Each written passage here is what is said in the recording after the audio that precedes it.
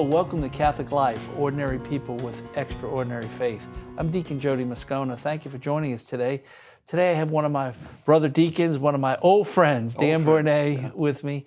He has assumed a position within the kind of hierarchy dealing with communication, and we wanted to kind of talk about kind of how that all fits together and how we move into the 21st century communication-wise. How's that? How you doing today? I'd love to do it. Thanks, Jody. I want to talk a little bit about you and your vocation to the diaconate was ahead of mine. I watched you go through formation and always admired you and still do. And I have to say that I sure enjoy your programs, or many programs over the years. I don't know if you've ever logged how many you've done, but you've done a lot. You know, we were talking about that earlier today with Steve. Somebody was asking about how they're going to see the show they were on. And he says it's online.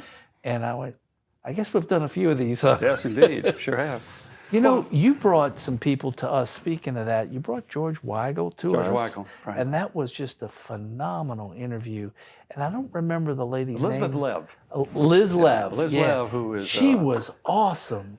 Yeah, she is a scholar and art historian. Yeah, a liturgical historian as well. She lives in Rome, and she writes extensively. Yeah, if you get Magnificat, many times they'll have art in Magnificat, and you'll have an explanation in the back of that book. And Liz does that kind of stuff. Yeah. She was a phenomenal interview because she's been in Rome and touched so much art. And I mean, I don't mean touched, but touched so much art. And you've brought some other people George, too. He's such a great writer, and was so intimately involved with St. John Paul II. Right. The two books that he wrote are biographical. He does not like to be called the official biographer of John Paul II because he doesn't consider himself that. But in every sense of the word, there's nobody who got inside the mind of a future saint as well as George did. So. Yeah, that was awesome. And most of what we do, Dan, is just ordinary folks, who are part of the diocese, who have tremendous faith in whatever they're doing. We've done the First Lady several times because she's very faith-filled, and she's got some things that are on her heart and her mind, and we want to help her. And the governor as well. And, very faithful Catholic. Yeah, I haven't had him on yet. No, you need to do that. You need to ask him. I bet he'll come. He probably would come. He's been on Teresa Tomio's show 2 or 3 times. We've helped set that up too. When we've had particular critical issues here that we've had to deal with, she's often interviewed him, and he's always open to that. But I'll talk a little bit about the communications situation for the diocese. Last year, Bishop Duca reorganized his cabinet. And in doing so, he reorganized the communications secretariat, and he appointed Father Chris Decker as the secretary for communication. And you can understand why, because Father Decker is a digital maven, but he also has a tremendous sense of propriety when it comes to what gets said and how. And so within that particular office, and there are 7 of those offices that stretch across the organizational chart for the diocese. The communications secretariat is one of those. And within that secretariat, we have, of course, the Catholic commentator.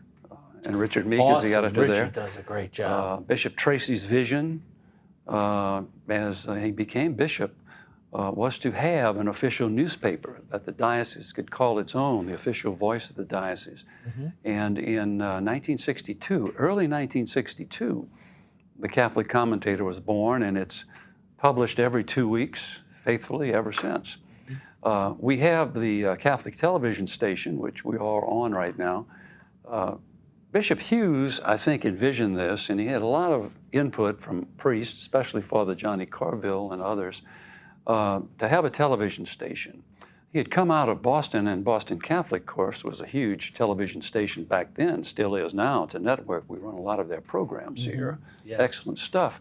But the television station signed on in 2001, and just 2 or 3 months after that, a fellow named Steve Lee showed up, and he's been here ever since. So he's celebrating his 20th anniversary, actually, in September, about this time right now. Yeah. Within the Secretariat, we also have media spokespersons. We have myself, and we have Kelly Alexander. I'm designated the diocesan media spokesperson, and Kelly is designated a media consultant. And we use Kelly in 1,000 different ways. She has tremendous experience and depth in media. She has written her entire life. She edited the Baton Rouge Business Report, the editor of the Business Report years ago, and has continued to do a tremendous amount of work in the editorial area. So we count on her to give us sage advice when it comes to the media relations, and she helps draft a lot of our external releases. And I serve as sort of a principal go-to person for the secular media when it has questions about what's going on here in the diocese. And we do get a lot of those. A lot of them are related to things that happen in our schools. We're very proud of our schools. We love our schools. Every now and then something will come up there that needs attention, and the local media will call us and say, hey, what's going on? And we'll connect with Dr. Mel, and we'll get the story, and then we'll pass it on. So we have that particular role. We have the role of now, a brand new role that has just been filled just a few weeks ago. We have a digital media manager for the diocese. Can't tell you how important this position is. Oh, it's been a long time coming. very important, yes. As you do when you advertise for these positions, you sort of throw a rainbow out, and you hope that there's a pot of gold at the end of the rainbow. In this case, the pot of gold is right here at our feet. And so our new digital manager comes from our Office of Youth and Young Adults, and that's Nicole Jones. And she's going to be responsible for unifying the diocesan brand. Every organization, every corporation, every diocese, every group has a brand of some kind. And we have a brand here for the Diocese of Baton Rouge, 12 civil parishes, over 60 parochial parishes, 220 some odd thousand Catholics. And we have a lot of platforms here at the Catholic Life Center and associated with the diocese that are constantly putting out information. We have websites, we have Twitter accounts, we have Instagram, we have Facebook accounts. Any number of organizations are all communicating, they all have their followers. And what Nicole is going to do is to try to bring some unity to this, not to control the content, but to get some unified message, one clear voice that the diocese can project across all of these media platforms. And you and I know, and you especially know, being the communicator that you are, how important digital platforms are now to getting the word out. Absolutely. The digital media is it right now. I mean, you want to participate in as many as you can, but in an effective way, because you can be ineffective. That's right. If you do it wrong. That's right. And you have to be careful what you say. And what I tell people, whatever you put on a digital platform, you're speaking to the world. You're not speaking just to the person that you're responding to, because everything becomes public domain. And once you put it on a digital platform, it's like taking an old feather pillow and ripping it open in a hurricane. The feathers that you everywhere. got, and you can never get them back. You can never That's restuff the pillow. I make this point with young people too. Be careful what you say in terms of what might be considered anger, bullying. Those types of things get replicated, and they can come back to haunt you, because corporations now, before they hire people, they go to social media platforms and they see, well, what has this person said publicly? What does this person believe? And what has he or she articulated to the public? Because that person will now be working for us. And do we want that type of person in our organization? Does that fit our culture? And so watch what you say, because your words, they'll come back to you in a lot of different ways. Absolutely. And one of the other things that we have to be aware of, Dan, is the youth gravitates to the social media, and they speak a different language than we do, because they grew up in a different era, and sometimes words that we use are interpreted by them in a different way. And I'll never forget, I was at a Ignatian conference in St. Louis, and there was a whole talk about this, about communicating to the new generation. And social media is a place where that manifests itself, you know. And so we definitely, and to the extent that you have somebody to guide the parishes is tremendous.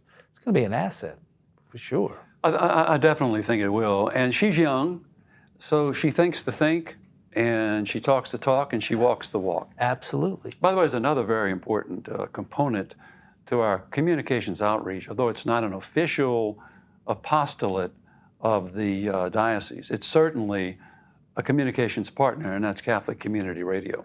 What a tremendous asset that has been to evangelization and catechesis. The work done over there with David Dawson and his people has just been incredible. And they do deserve a tremendous lot of credit because they've helped put us on the map in a lot of people's homes as well on Facebook. They interview the bishop regularly. They interview Richard Meek once every couple of weeks where he talks about what's coming up in the commentator. So there's a tremendous amount of synergy there between what goes on in the diocese and what goes on. You know, at you're Catholic tugging at my Community heart, Radio. right? Of course, because you were a charter member of that staff, and for God knows how long you had that morning program driving in from you know where to get there, you know when, in order to be all, you know. Yeah, I'm so proud of those guys. I mean, I just can't even tell you. You said it right. They kind of put us on the map in a lot of ways, and did it because of ministry. Because of the love in their heart. You know, it's not a moneymaker. No, it's not. It isn't. But they have a microphone there that's available to us anytime. All the time. And that is just a tremendous gift. There are dioceses across the United States. They don't have a regular newspaper. They certainly don't have a television station. They have no Catholic radio organization ancillary to the diocese that's promoting evangelization and catechesis. And so look what we have here. We have a gold mine in terms of communication potential. And so now, the key now with the new digital manager is to help align all of those messages that come out of the Catholic Life Center from the various departments with a unified brand. And, by the way, to also, in a robust way, begin publicizing to the secular media certain things that go on here that certainly are worthy of mention and coverage in the secular media. Let's talk about some of those things after we take a short break. How's that? You bet. Okay. You're watching Catholic Life, Ordinary People with Extraordinary Faith. We're talking to Dan Borne, who is in a communications office for the Diocese of Baton Rouge, and he's teaching us something. He's going to continue to do that after the break. Stay with us. We'll be right back.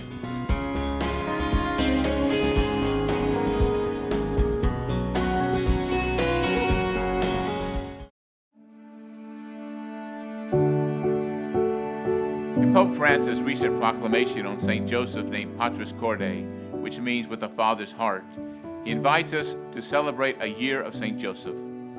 It is with deep joy that I announce our diocesan year of St. Joseph from May 1st this year, the Feast of St. Joseph the Worker, and concluding next year, March 19th, on the Feast of St. Joseph, the Spouse of Mary.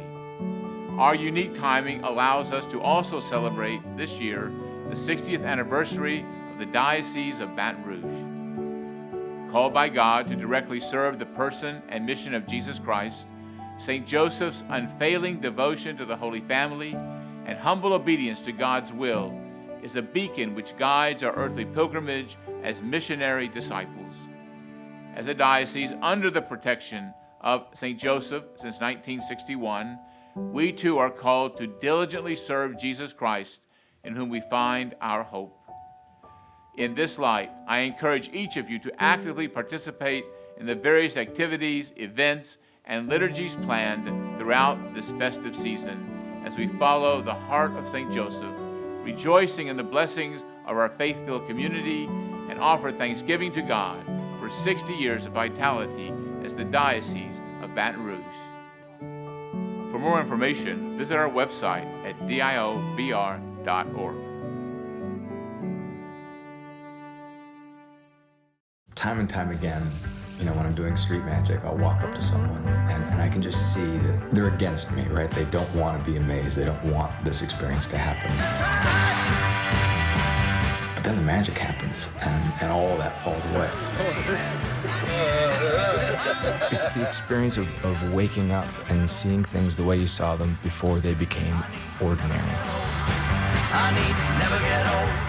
I'm looking for that experience of wonder.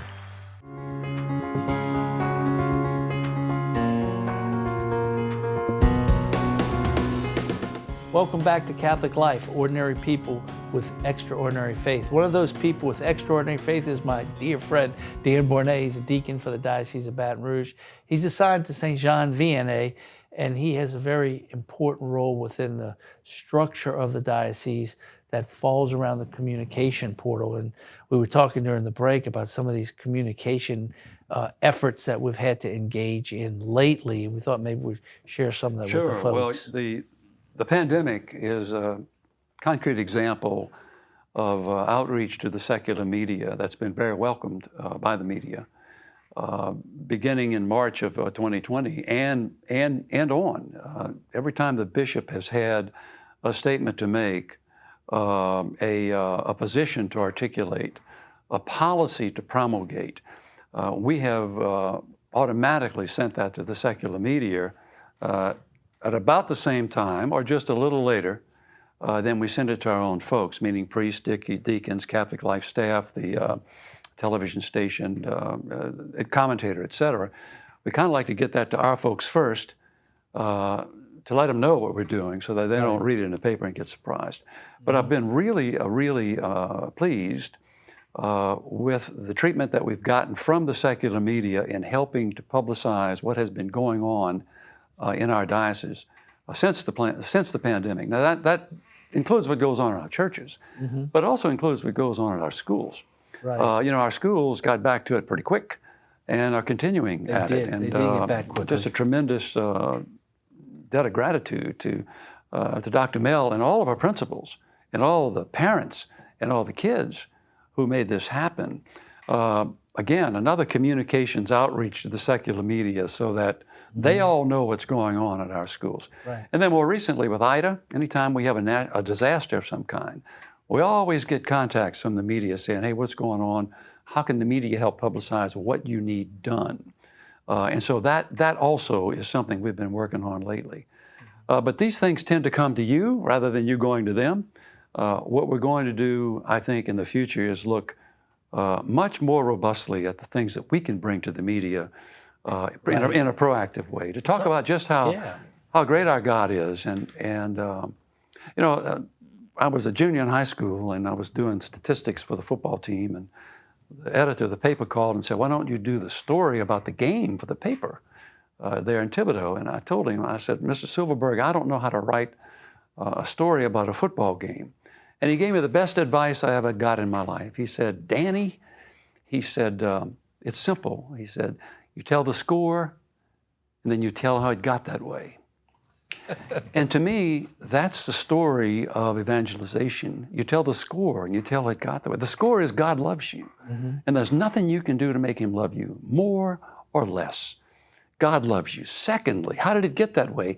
He loves you because he made you in his image to reflect him, to reflect his love, his grace, his mercy, okay?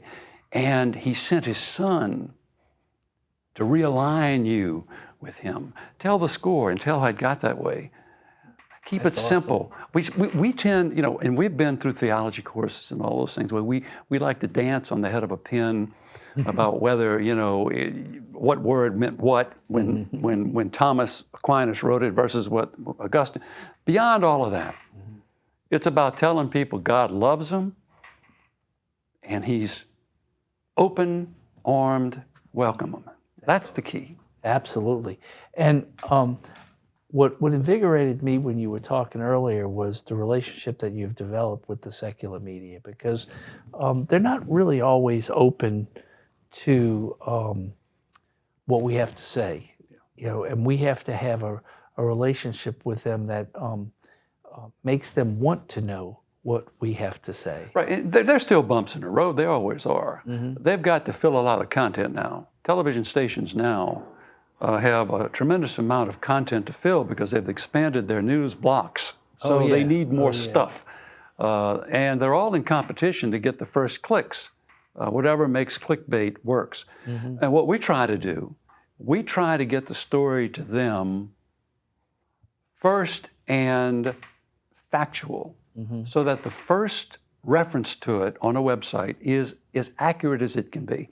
Because when it's wrong on the first click, then it tends to stay wrong and it's hard to correct. Yeah, it's very And so we hard. work with them to try to get them answers. We try to be as responsive as we can, as quickly as we can. And sometimes the answer is we just don't know yet. There's no answer yet. And they're pretty cooperative in terms of how they treat that. Yeah, I noticed that whenever you guys promulgate a press release, and we kind of get it in advance, and then we see that it went to the media. This went to the media. Usually, the media reports it pretty close to what you tell them. You know, Well, they don't usually change things too much. What they do now, though, and I give them credit for this, they'll take our release and they will actually post it as a PDF on their website. And then we always give them a link to find it on our website, be it on our new and renewed diocesan website, which of course Father Jamin and Father Chris and others, just miraculously made happen, or on our commentator website. Right. So yeah, there's still going to be some bumps in the road when it comes to media. If you have an over-aggressive secular media person, but in general, they want to get it right the first time.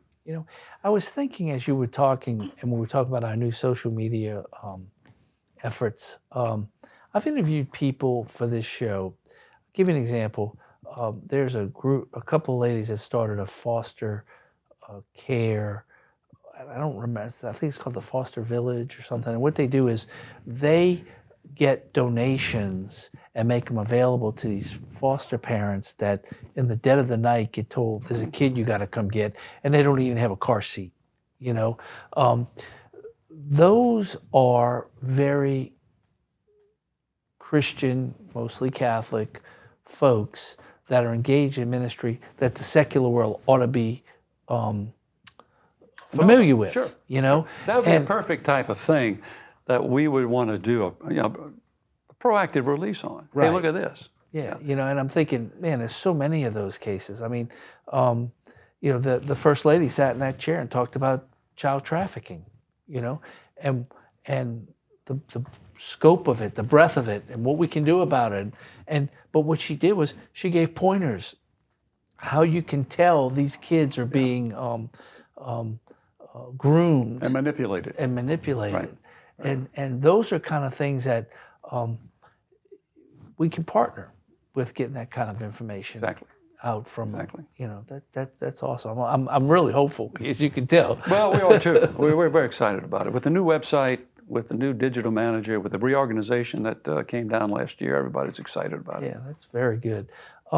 You mentioned the commentator, and I want to definitely give Richard a little attaboy, because when he changed the paper and the format, and it spruced it up a little bit to the point where now it's a very attractive piece of communication to grab, and that I'm sure that wasn't easy for him to do when he went through that whole. Well, the whole transition from going, from mailing it to making it available in churches, that was a tough transition.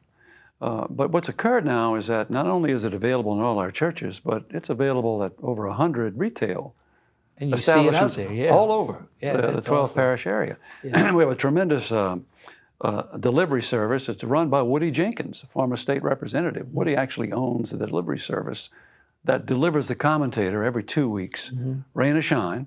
And then he picks up those that are left over, and from that we calibrate how many we should send the next time, so that we don't leave very many on the racks. But then it's crazy. You go into Whole Foods or go into Calandro's or there's the commentator. I love What it. a great evangelization tool that is. Absolutely. Dan, as you were talking about the love of God, I could feel your heart for your ministry pour through. It's not often that somebody comes to from such a professional background that is perfectly suited to what you're doing here. You know, like I come from a lawyer background. Well, that's not perfectly suited for what we do. But yours is a good use of the tools and talents that God has blessed you with and the heart He's given you. Well, thank you, Jody. I appreciate that very much. And you do have a great saint for a wife, by the way. You know, marry well, everything works out. Huh? I think in the end, my parents taught me to be committed to my faith and faithful to my commitments, and I've tried to live by that. I've failed many times, but I've tried to live by it, and knowing that God loves me and is ever forgiving is always a help. Absolutely, absolutely. So, when you were ordained a deacon, you know, I just interviewed a couple of new deacons. 2010. You know. Do you remember that? June the 12th, 2010. Yeah, 2 days before our anniversary. Remember it well.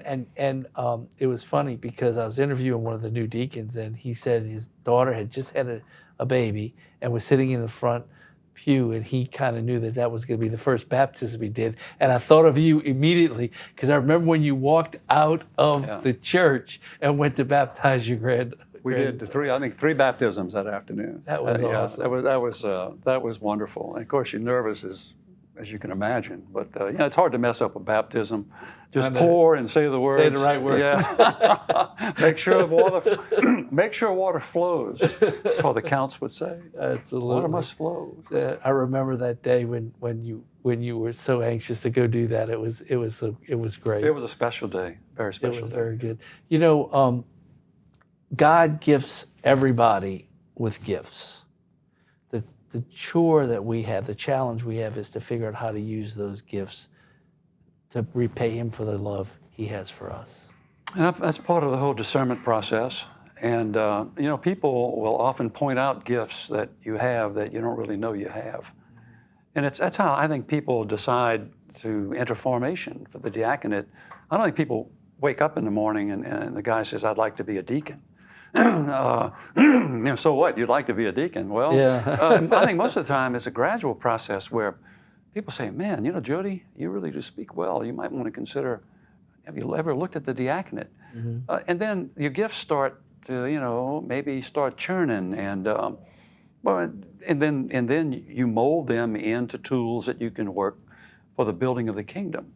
I think it happens that way with a lot of us. And you've done that well, my friend. Thank you. So have you. I'm so grateful that you play the role that you play for the diocese, and I hope everybody that's watching is as grateful as I am. And I wish that all of you would offer up a prayer for Deacon Dan Borne and for the communication secretariat for the whole diocese, because it's through prayer that we get through this together. Absolutely. Thank you, my friend, for being with us. Thank you, my friend. Enjoy it. Thank you very much. God bless you. And thank you for joining us. And till next time, God bless everybody. We love you.